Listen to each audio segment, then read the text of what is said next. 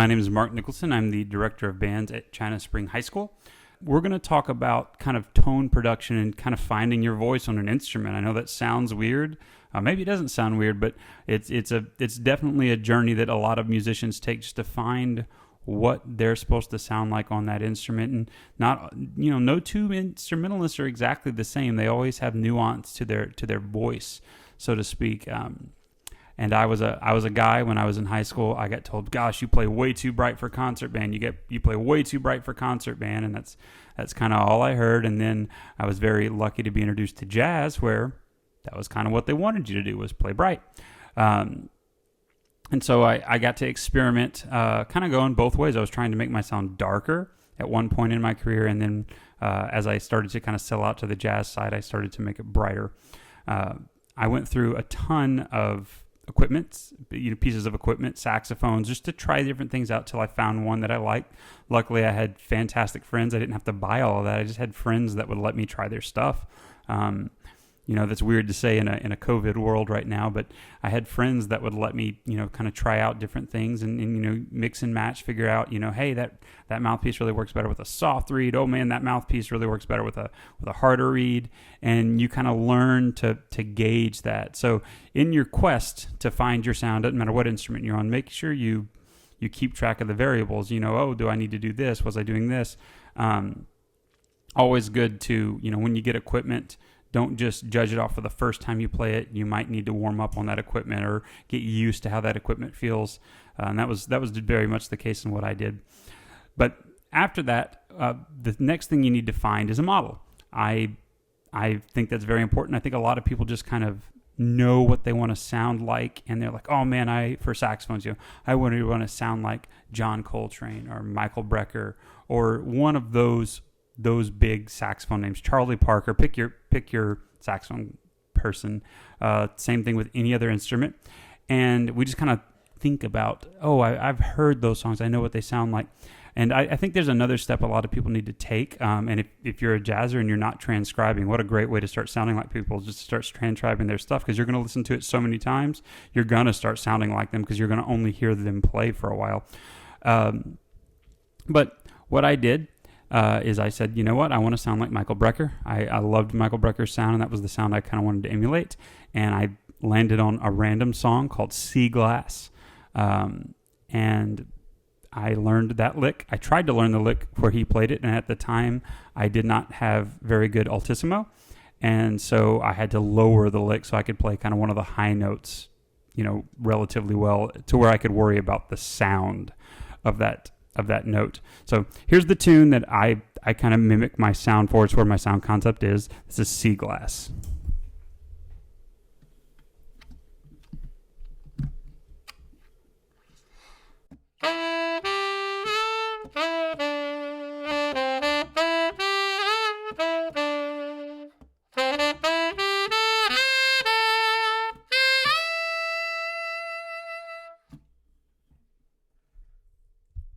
And that's about all I used. That's it. And that kind of started to give me a baseline of, okay, this is what this sounds like. And then I just started to kind of work from there. I don't think I'm perfect, and there are many, many, many saxophone players that are way better than I am. I just, I try to be as best of an educator as I can be, and so I'm willing to come on here and talk about it. But there are fantastic educators out there that can take you even further. So that was that, and that was what I found. And so when I tried out new mouthpieces, when I tried out new things, that was kind of the standard is, let me play the thing that I know what it's supposed to sound like, and let me see what it sounds like, if it sounds the same or different. So here's what I'm going to do. I'm going to change the mouthpiece, and I'm going to kind of do this, all things off, but it could sound any kind of different way. So this reed right now is a D'Addario Jazz Select 2 medium, and I'm going to throw it on a Jumbo Java here with an optimum ligature on there, and let's just see what it does. Really going to try to keep my embouchure the same, but we'll see what the sound goes.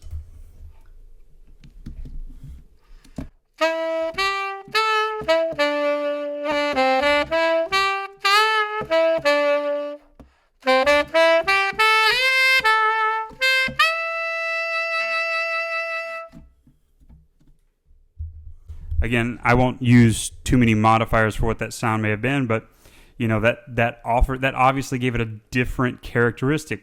Did I get in my mind? I'm thinking, did that make me closer or further away? Something that I would do frequently is, okay, is it the reed? Do I need a softer, harder, different type, different cut of reed? That's something I would do as well. I'll just give you another one. So I'm using the same reed, and I'm going to switch over. This is an old Auto Link. Super wide tip opening, very narrow mouthpiece, and we'll see what it sounds like. It may not sound very good at all because it is such a wide tip opening. As a matter of fact, I'll kind of show you. See how wide. It's a pretty big tip opening.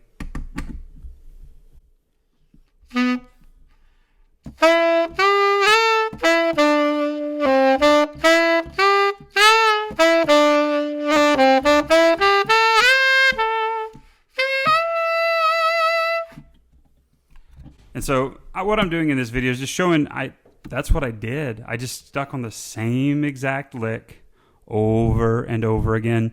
That was the lick I used when I was young. Obviously now some chromatic scales just to hear more of the horn. But for a young player, maybe the low end of the horn is something you're still practicing on. Well, let's just start in the part of the horn that you can use, the part of the horn that makes sense to you. And that's kind of how you develop into the best sound that you possibly could get. And that's why I bring up transcriptions. Honestly, even for high schoolers, even if it's not just you listening and transcribing every note right now, I would strongly encourage you to do that. Maybe pick some simple songs, but go find a tune you like and just maybe find a transcription and at least start the process of trying to emulate someone else's sound. That's a section of music that sometimes is skipped, is the emulation part of music, where we don't just learn how to read it and play it, but we're trying to emulate a sound. What does the sound sound like? Do I sound like that? And that sometimes is missed a lot. So that's my quick 10-minute thing on sound. If you're welcome to reach out to me and kind of request more stuff. If you have any questions, you can shoot me an email at mark@modernbandlab.com. There you go. That's kind of my way to the sound, and every instrument's going to be different. Trumpet, all that, it's just going to be totally different. But it's a journey. It's a journey that you have to take, and you have to have a model. And maybe at the beginning the model is not exactly like the person plays it because of you just can't. You don't have the facility of the horn yet. Well, find something that you can play and start there. And I promise you, that's going to encourage you to keep going further and further and further. So I hope you guys enjoyed this, and we'll talk to you later.